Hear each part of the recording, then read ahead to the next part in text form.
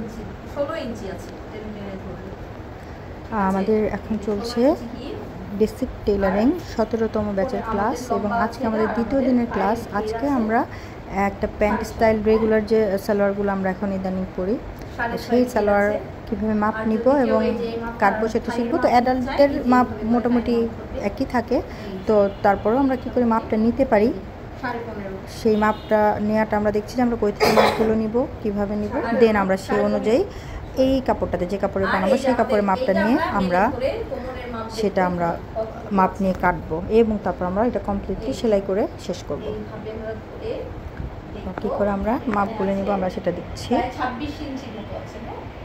আমার স্টুডেন্টরা এখন যেটা করবো যে ওরা এখন নোট করছে, ওদের নোট করা শেষ হলে আমরা ওরা নিজেরা এই কাপড় ওদের কাপড় ওরা কাটবে।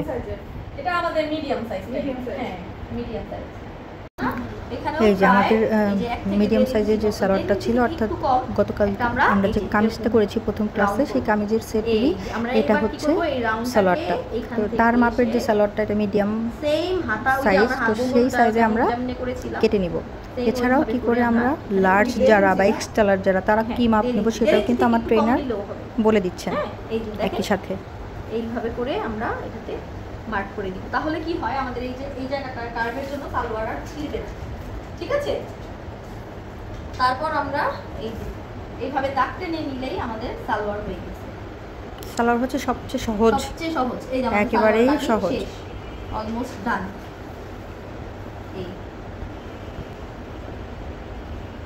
কাটিং কিন্তু হয়ে গেছে, কিছুই না, এটাই মাপ, এখন কেটে ফেলেই হয়ে যাবে। এই যে এটা যেমন আমি এই প্যান্ট কাটিং এর মতো করলাম, প্লাজোটা হলো গিয়ে এই জাস্ট চওড়া। এবার কেউ যদি চওড়া করে দেয় সেটা প্লাজো হয়ে যাবে, প্লাজো হয়ে গেছে।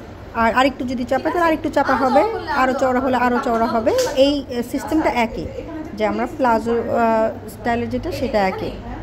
আমাদের মাপ নেওয়ার পর এখন প্যান্ট স্টাইল সালোয়ার যেটা আছে এটা এখন কেটে নেওয়া হচ্ছে। তো আমরা এইটার মধ্যে যে প্লাজো দেখলাম ওইভাবে কেটে নিলে এটা প্লাজোর যে লুজ সেটা হবে, আর যেটা আমরা এটা পায়জামা বানাচ্ছি এটা আমরা ওই লুজটা করবো না, আমরা এই মাপটাকে ধরে কাটছি। এই যে আর উপরের অংশটা এটা হচ্ছে ইলাস্টিকের জন্য, আর নিচের ওই আমরা একটু দিয়ে রেখেছি মুড়িয়ে ভাঁজ করে দেওয়ার জন্য। ব্যাস, সালোয়ার হচ্ছে সবচেয়ে সহজ নতুনদের জন্য, শেখার জন্য। সবার আগে সালোয়ার দিয়ে শুরু করতে পারেন আপনারা যারা শিখতে চাচ্ছেন তারা। শেষ।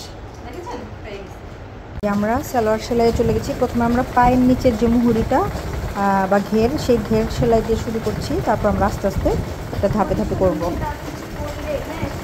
সালোয়ারের নিচের পায়ের ঘের বা মুহুরি সেলাই শেষ, এবার আমরা সাইড সেলাইয়ে চলে গিয়েছি। এই যে আমাদের দুইটা পা সেলাই করা হয়ে গেছে, এবার আমরা দুইটা পাকে একসাথে জোড়া দিয়ে কোমরের অংশটা আমরা সেলাই করে নেব। এই যে সালোয়ার রেডি, তারপর ইলাস্টিক লাগাতে হবে, দুই পা দুই দিকে চলে যাবে। হ্যাঁ, এই যে এটাকে যখন আমরা এভাবে মেলে ধরবো তখন এটা সালোয়ার হয়ে যাবে। এবার উপর ইলাস্টিক লাগালেই হবে। এই যে আমরা ইলাস্টিক লাগাবো, আগে ইলাস্টিকটাকে আটকে নিচ্ছি, তারপর আমরা কাপড়ের সাথে লাগাবো। ঠিক আছে, ইলাস্টিক লাগিয়ে নিচ্ছি সালোয়ারের সাথে। আমরা কি করব, কাপড়ে কাপড়ে সেলাই করব, ইলাস্টিকের গায়ে সেলাই করব না। হ্যাঁ, লাগানো শেষ।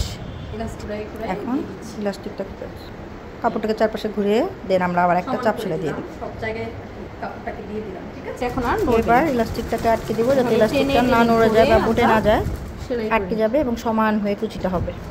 তারপর শেষ। এই যে সালোয়ার শেষ। এই যে কমপ্লিট। এই যে আমাদের এই গোল কার্ভ যে কলিটা, এই কলিটার জন্যই নর্মালি সালোয়ারটা ছেড়ে না, ঠিক থাকে। এই যে অটোমেটিক কলিটা চলে আসছে, ওই যে ওইভাবে কাটিং করলেই কলিটা চলে আসে, ঠিক আছে। এই যে আমাদের সালোয়ারটা শেষ। হ্যাঁ।